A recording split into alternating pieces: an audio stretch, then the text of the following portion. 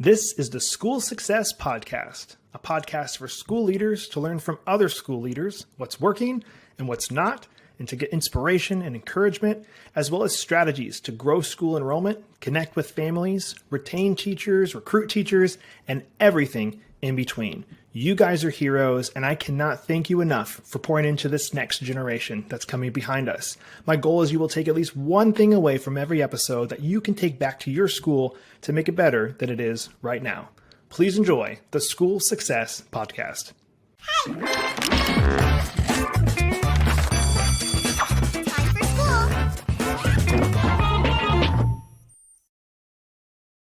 Hey, School Success Makers. Welcome to another edition of the School Success Podcast. I'm your host, Mitchell Slater, and I'm joined by a new friend who's currently in the States, but is actually from Africa, running a school over there. His name is Jean Senga, and he is the headmaster of Awesome Christian School over there, and I'll let him talk all about it here in just a few minutes. But before I pass it off to him, I want to make sure you guys are tuning into all our episodes. We launch them weekly. You can check them all out, and you can check them out on our website as well, schoolsuccessmakers.com, if you've missed any in the past. But you guys are in for a treat today. So I'm actually going to pass it off to our guest to introduce himself and what he's doing. So, Sean, welcome to the podcast today, sir. Oh, thank you. Thank you, Mitchell. Good to be here today. It's going to be a fun one, man. And I always like to start off the episode the same way, where if I was to come visit you, I know you're currently in the States and you're going to be going back to start some more schools in Africa. But if I was to visit specifically where your school is located, what would you say, Mitchell, you got to do this to experience the area? Maybe it's certain types of food, going to see certain things. What would you say I have to do to experience it fully? Wow. I'm originally from the Congo, and the Congo is very vast. It's a huge nation, and we have so many different things. But so if you come just for a few days, you most likely be in the capital city, which is Kinshasa. And then Kinshasa, I would say you have to go see the waterfalls that's nearby called Zongo Falls. You have to try our fufu. There's different fufus in Africa, but each nation has its own. And I'm not saying that ours is better, but you have to try our fufu. That's will be great. Perfect. Yeah. Sounds good, man. All right, I love it. Well, let's jump into hearing your backstory. I'd love to get kind of like where you got to, how you got to where you are today, and why starting a Christian school, why starting it where you started it in Africa. Kind of get some backstory before we jump into some of the questions I have for you today. So yeah, in 95, I came to the US for the first time to go to university. I went to different universities and graduated finally at the University of Baltimore in Maryland, and met my wife there. We got married, had 3 children. We attended a church in the Towson area. And from that church, I became a pastor there at that church, was serving there as a missionary pastor. And from there, we went back to Africa as church planters. And so when we were working as church planters in Africa, the Lord has open an opportunity for us to start a Christian school. So in 2013, we started a Christian school named Kinshasa Christian School. And today, 2023, it's been 10 years that we've been, doing that. And we've had so many successes in the work that we've been doing that now we're working on starting similar schools, taking the same model we've done in Congo and doing other nations in Africa. So that's where we are at this point. I love it. So you started this Christian school. I'm assuming you've learned a lot from start to finish here in the last 10 years. Tell me a little bit about the makeup of the school. Like when you started, how many students, maybe now how many students? And then what's the kind of the goal for this specific campus in the next couple of years? Yeah, that's a great question. So we started with 9 students in 2013. And of those 9 students, 5 were in our home. So we had our own 3 children were in the school. And we had 2 kids that we were fostering. We had 2 foster kids. And so that was the 5. And we had 4 kids coming from outside. And our school is tuition based, and the tuition for one student a year wasn't the rents. So we went through a lot of hardship to try to get the school going. And every single month, I'll come to my family and just say, I think we're just going to close this month because we can't make it. And I'm so glad to be able to say it's been 10 years, in going. So I have some amazing support from God, because most of the time when we go back and try to figure out how did we make it, it's really hard to understand what really happened in those 10 years, but we're here. So now with where we are at, the local school, we would like to go from a day school. I mean, we want to add to the day school a boarding school, so that we've had so many people from other provinces in Congo that would like to come to the school, and they don't have family members or anything like that where the kids could stay. So we feel like that's brings us to a place where we can open a boarding school so that people from other provinces can come. And we went, so from 9 students, today we had 184 students. Wow, that's Yeah. awesome. Yeah. And do you have capacity to grow bigger than that at that specific campus to fit more students? At that specific campus, we can go to 200. Okay. Yeah. You're close. Is it now? I would love to, because I don't know the education landscape in Congo or in Africa in general at all. Like, is there any funding from the government for schooling at all? I know you're private Christian school, but is there any funding for public education there? And how does that work? What does it look like? So we don't have any funding coming from the state. The Congo, we don't go by the Congolese educational program. We actually use an American program that we teach there. So our students, the Congo is a French-speaking nation, but our students learn in English. And the reason is that our vision is to make leaders. So we understand that English is the business language, wherever you go. So we want to teach the kids so that they can be successful wherever they go. And most of our kids, when they graduate from our school, they come to the US for university, or they go to Canada.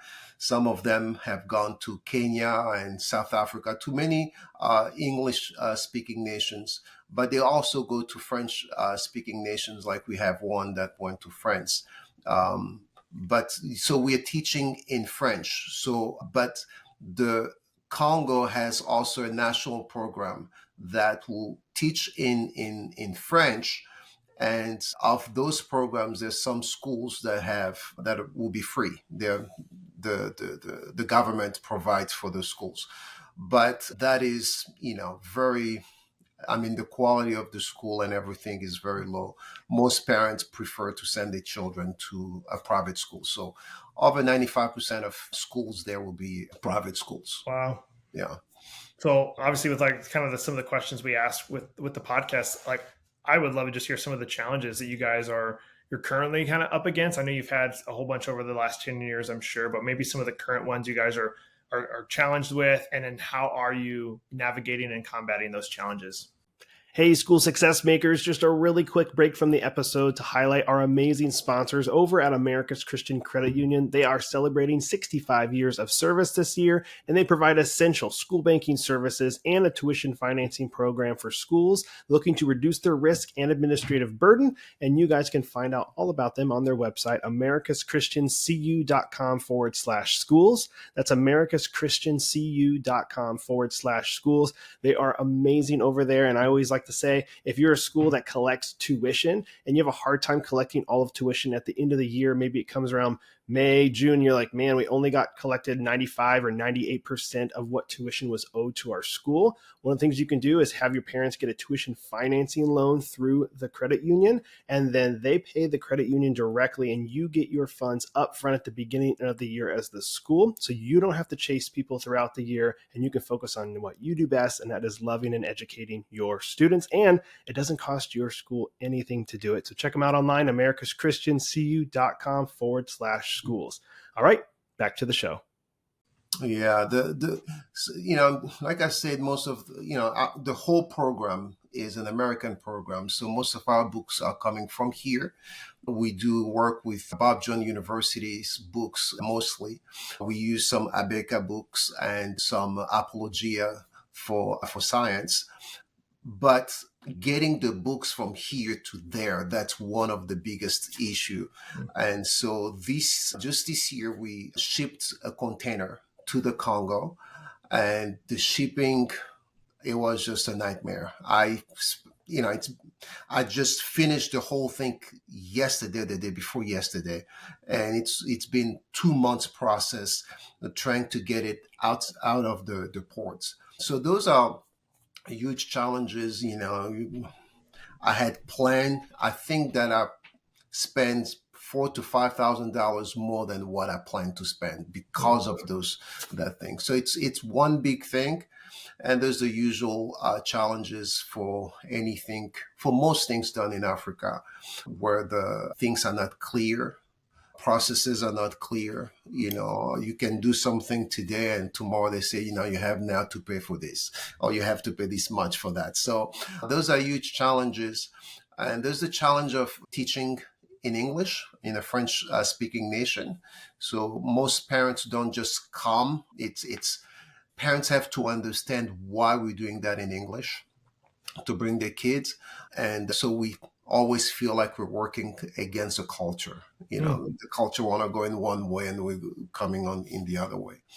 And the Christian perspective, a Christian school bring a lot of challenges where people ask, are you training people to become pastors, or, so once they graduate, what do? They can do anything. It's just we use some Christian doctrine in what we teach. So it's different, but it's still the same education. So that's awesome. Those are some of the challenges. Yeah. What is, if you don't mind me asking, like, what is, compared to the States, just even for the American listeners, like, what is tuition costs at a school over there compared to here? I'm sure it's obviously drastic, but just to kind of give people, even just listening, an idea, like, there's a whole different world over there when it comes to education and how it's structured. Definitely. So the tuition in our school goes from $2,000 in kindergarten. This is a year, $2,000 US dollars, to $4,700 high school. Okay. So for the average Congolese person, that's a lot of money. Some of them, that's not so much. We do have another American school there that is sponsored by the embassy. That one is $22,000. So just for you to see it's a lot of money, for us, the 2,000 to 4,000, but there are schools that are more expensive than ours there. Yeah. Wow. Yeah, that is okay. That's crazy. I didn't think there'd be one that high in the Congo. Yeah. Well, okay. So you got some challenges. You got some things that are going good. I'd love to hear, like, what's going really, really good for you with school wise. You've shared some good wins, but anything else you'd like to brag about with what's going on there? Yeah, I mean, most of our kids, when they come to the US, they get into honors programs at universities here. So academically, our program is rigorous. And we do have, some very encouraging stories about kids that came here and got introduced to drugs and all kind of stuff, and they call us to say, I was in this situation, but I remember the things that you guys were telling us in assemblies. I remember how you were, encouraging us in the Lord, and I stuck to my values. I did not, give in into these things. So there are awesome stories about, how well the academics have helped them. Kids that were like, we used to complain of all the writings that you gave us, 10 pages, 15 pages. But in university, just like, that's become so easy to do because we were doing that in high school already. And, the encouraging stories about, how they are able to be strong in the Lord because of what they received from the school. So, yeah. Good deal. Any other cool wins or anything to share that God's doing with the school? Yeah, there's, even the kids that are staying in the Congo, because every kid that graduate from our school, they don't have the opportunity to go outside of the Congo. So some of them stay in the Congo because, their parents don't have the mean, for them to be overseas. And so one of them just sent me last week a text saying that he finally graduated from high school. I mean, from university, and I think it's been 6 or 7 years. So it wasn't easy for him. It took a lot of semesters that he couldn't go to school because he didn't have the money. Actually, his story is just an awesome one. His father was a pastor and got into a car accident and died when he was coming from visitation. And so when my wife and I went to this church and we heard the story, we decided to take the kids to our school for free so that, we give the kids that opportunity to have good education. So after he graduated from our school, he had a hard time going through college, but he finally graduated, and he was in music. He graduated in the School of Music, and he was the first person to graduate in this program that had to do with the guitar. And he was just, so thankful for that. And he sent me a message, and he was just like, there's a lot of awesome little stories like that coming from,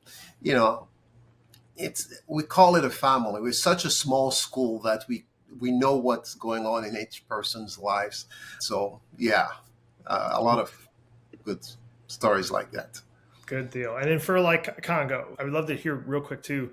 What is the so these students are going to school a lot. You said a lot of them are going to the States for university. Is there a specific, like, what is the driving industry force for Congo? Are your students going to learn a specific trade or industry to come back to use in Congo? And like, what is the driving force of the economy there specifically? I guess like a little bit of makeup of like, are the students getting into something specific when they get out of your school, or are they going to get something to come back and do? What does that kind of look like?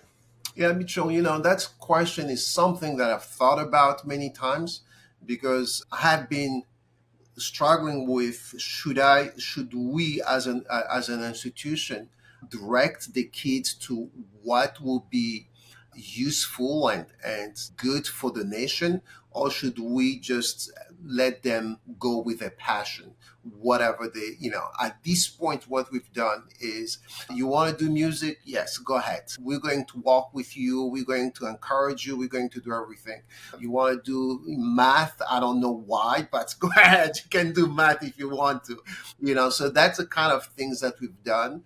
They go into the different things.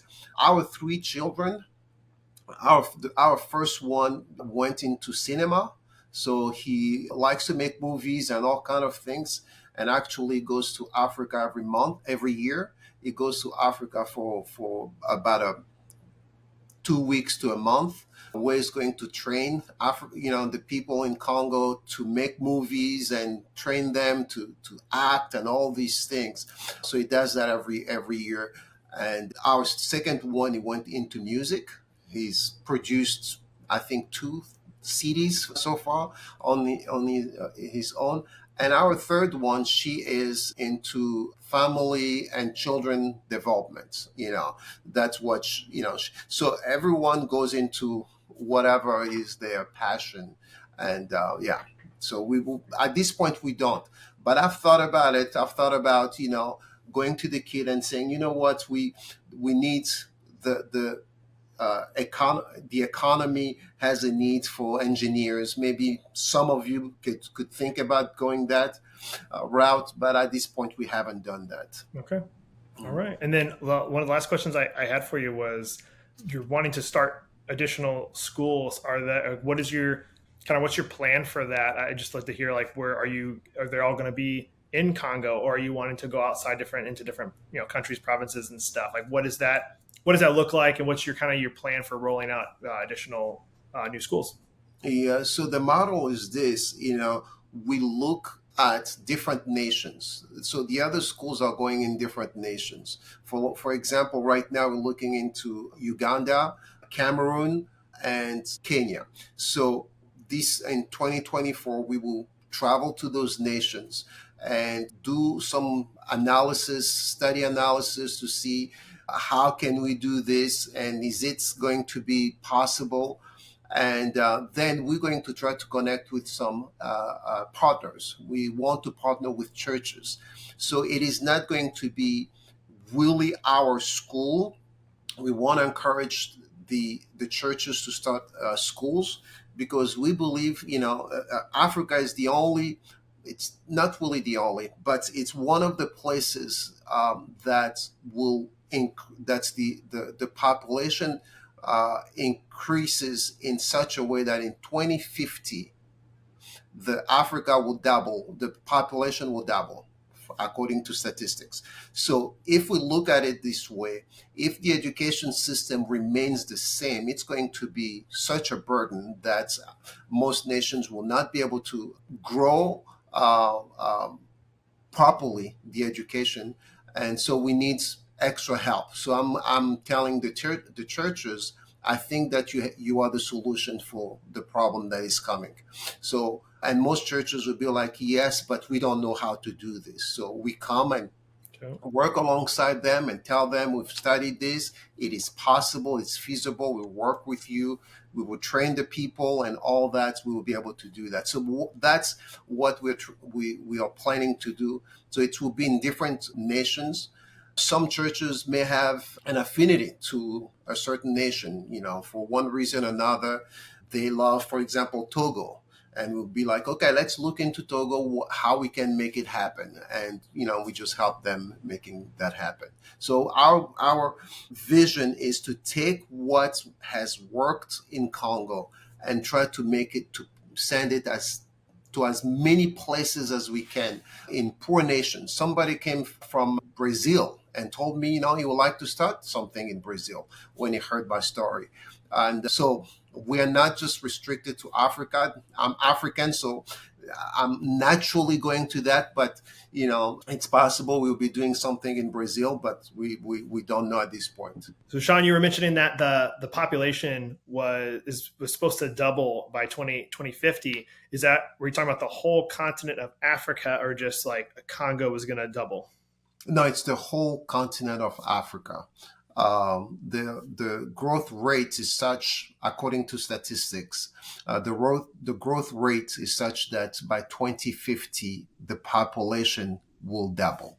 Wow. In Africa. Yeah, and the good thing is that African nations are kind of getting into changing the way they do business. So economically, they're doing better. But when you look at the education system, it is not moving. It's just private people like us that are doing some things. So I'm hoping even in the future to be able to speak to some head of states in Africa to kind of see what's going on with this. But at this point, I want to talk to church leaders and just say, you know what, we can have an impact in Africa if we do this. If not, the poverty of Africa will have an impact in rich nations. We do this and help them fish for themselves, so to speak, or later on, we just keep on pouring money into Africa to help them for every problems they could have. Hey, school success makers, just a really quick break to highlight one of our amazing sponsors, and that is ClassReach. Now, ClassReach supports schools of all sizes from application to graduation. Take charge of your school with ease, power, and mobility using ClassReach, the school management software administrators and teachers love using. You can get your free demo at classreach.com. That's classreach.com. They are amazing people, and they provide this amazing SIS software for you to keep track of your students' grades, communicating with families that are enrolled, and a whole bunch more. So again, check it all out on their website, classreach.com. They are awesome. All right, now back to the show. Yeah, and what I love about, like, at least with America right now, and I'm sure like there's so much other things other countries are doing, but just what I've seen in America, there's so much happening in education right now that is, honestly, in my opinion, like very much for the good. Like they're being really people are being really efficient and they're trying new things. And the things that I've seen is like the one room schoolhouse model, where these schools are taking one room, having ages 5 to 12 with one teacher, and they're like 15 students, 20 students, having these little schools, or the micro school model where there's, maybe a hybrid where they're there at the school half the week and the other half they're home. Like there's all these different ways to do schooling. I was homeschooled my entire life. So obviously my mom homeschooled my brothers and I, so very, very unique in that essence. But like what I love to see is like these churches, like you said, like most of them, they have a building that they're in that's theirs. They're not all of them rent from a place, but they have a building. When we're talking about a school, I wanted to make sure these churches know you don't have to start a school of 1,000 students. It's not what we're talking about. You could literally take a room and have a church or have a school in there with 5 to 10 students and a teacher. Like there's so many things you can do. I think the perception of what a school is a lot of it's very warped in a lot of people's minds. So like if all these churches were to start a tiny little school, like it would definitely, like you're saying, it would help solve that problem. Yeah. It's the principle of the starfish on the shore, on the beach. If you can just help one of them, you would have done so much for that one. So having like you say, a school with 10 kids, for those 10 kids, you don't know what kind of leaders is in those 10 kids, those 10 kids, what kind of difference they'll make into their communities. So we do have really a lot that we can offer. And the schools that we do, they are designed to be self-sustained. So it is just the starting point. We need them just to start and being also there to assist. So for the duration, so that, it's not a sprint, it's going to be a marathon. So we need someone that can help the process, but the schools are designed to be self-sustained. And I'm here in the US, and the school is functioning well in the Congo because it's self-sustained. It doesn't mean me to be looking and breathing over it. It's the principle of making disciples. You make them and you let them run the thing. So if the church can do that, it's going to be awesome. Yeah, that's awesome. Well, I'd love you to share, so we kind of wrap it up, close it out, like a piece of advice that you would want to share with other school leaders that are listening. What would that piece of advice be? The piece of advice, I've been in many conferences here in the US, and I feel like we do have here in the US so much good stuff, good teaching, good programs and things. What I advise people to do really is to have that heart to educate kids, because yes, we have all these things that are helpful, and sometimes we forget why we do what we do.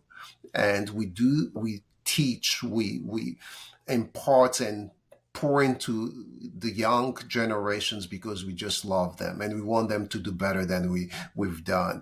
And even if the programs weren't there, even if all the supports and materials weren't there, we still have to do this. So we still have to just have that love, and sometimes, especially, when the month of May start coming around, you're just tired. You've done so much, you have to remember why you do that and just keep on loving those kids and keep on just, desiring for them to be all that they can be. So, if we can always keep that in our minds, I think it helps us going the long run.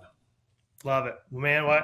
I am so thankful for you and what you're doing in Africa, for starting the school and looking to start more. I know God's going to do some amazing things, as he already has, but I know he will continue to do that. So just wishing you and your school nothing but the best as you guys continue to educate this next generation and hopefully start more and more schools across the continent of Africa, and maybe, gosh, even South America with the Brazil contact there. But just thank you for taking time out of your day. I know it's the week, right, as we're recording this, the week before Christmas. So thanks for taking time out of your day to hop on with me. All right. Thank you very much. Let me just say this, something that I missed to say, and that is very wrong of me. It is not just me. This school was started by my wife and I. I know in the way I spoke, I said a lot of time, I said we, and the we there is my wife and I. She is a big part of what, we've done. She's actually the one that understands the program more than I do. I'm more of the business person, the person who's trying to keep the vision there, and but she's the one who understands all of those. So I wanted just to mention that Deborah is a big part of what we've of this school and the whole movement. Love it. We wouldn't be anything without our wives. So I'm glad a good plug. That's good. I like it. Mm-hmm. Awesome. Hey, man, thank you so much again for being on, and to you and your wife, and wishing you both nothing but the best. Thank you very much, Mitchell.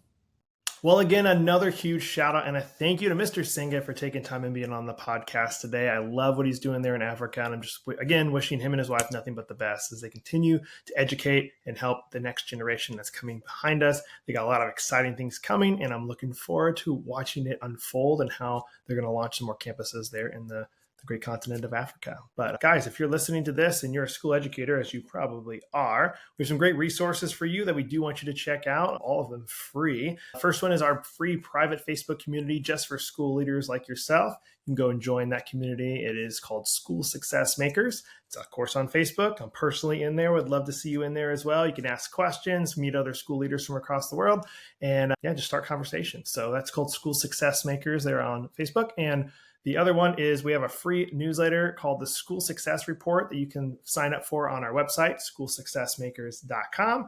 Make sure you get that email that's coming out every week. There's some great articles, shouting out some teachers, giving some good tips and suggestions. Check it out. The team works really, really hard on putting that out. So with good content to help you guys be as successful as you possibly can. So make sure you're getting that. And of course, the podcast, it's free and it comes out every week. So make sure you're tuning in to all the great listeners and people that we have on here. We are here to help and serve you guys. So if you have any questions, comments, concerns, or ideas, you can submit a question through our website, schoolsuccessmakers.com. Make sure that we're here with new guests for you and people that you guys need to be listening to be the best teachers that you can be. We appreciate you guys. We'll be back here next week with another amazing guest as usual on the School Success Podcast. We'll see you then.